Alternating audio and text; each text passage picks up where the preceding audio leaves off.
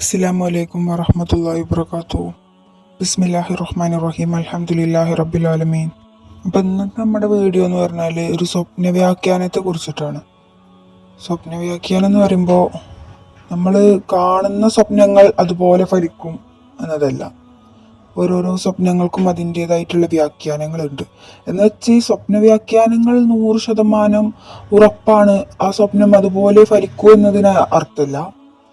ചിലത് നമ്മൾ ഉദ്ദേശിക്കാത്ത രീതിയിലുള്ള വ്യാഖ്യാനങ്ങളാണ് വരിക.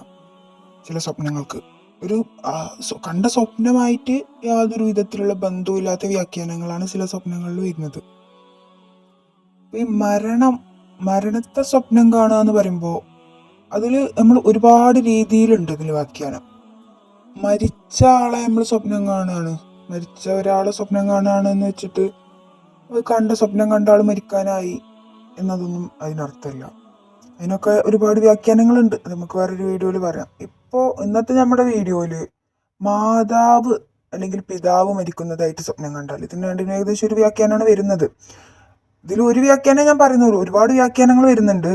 മാതാവ് അല്ലെങ്കിൽ പിതാവ് മരിക്കുന്നതായിട്ട് സ്വപ്നം കണ്ടാൽ നമ്മൾ കരുതും മാതാവോ പിതാവോ മരിക്കാനായോ എന്ന് വിചാരിച്ചിട്ട് ടെൻഷൻ അടിക്കുന്നുണ്ടാവും. പക്ഷെ അങ്ങനെയല്ല, അതിന് വേറൊരു വ്യാഖ്യാനമുണ്ട്.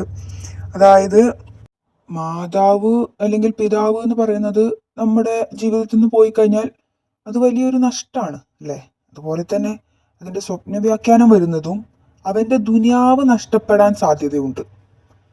ദുനിയാവ് നഷ്ടപ്പെടാനായിട്ട് സാധ്യതയുണ്ട് എന്ന് വെച്ചാൽ അവൻ്റെ അവസ്ഥ ഒന്ന് മോശമാക്കും. സാമ്പത്തിക നഷ്ടമായിരിക്കാം, വേറെ എന്തെങ്കിലും ആയിരിക്കാം. അപ്പോൾ അതായത് വീണ്ടും വീണ്ടും അയാൾ നഷ്ടത്തിലോട്ട് പോകുന്നതല്ല. നമ്മുടെ ജീവിതത്തിൽ ഇപ്പോൾ ഒരു കയറ്റം ഇറക്കം ഉണ്ടാകുമല്ലോ. അപ്പോൾ നമ്മളൊന്നിങ്ങനെ ഇറങ്ങാനുള്ളൊരു സാധ്യത കാണുന്നുണ്ട് എന്നാണ് ആ ഒരു സ്വപ്നം കൊണ്ട് സൂചിപ്പിക്കുന്നത്. അപ്പോൾ ഇത് എന്നല്ല, വേറെ പല അർത്ഥങ്ങളും അതിനുണ്ട്. അങ്ങനെയാകാം. ഇനിയിപ്പോൾ നമ്മൾ സ്വപ്ന വ്യാഖ്യാനത്തിൽ തന്നെ വിശ്വസിക്കണം എന്നൊന്നുമില്ല. അതായത് സ്വപ്ന വ്യാഖ്യാനം ഒരു 90% ശരിയാണ്.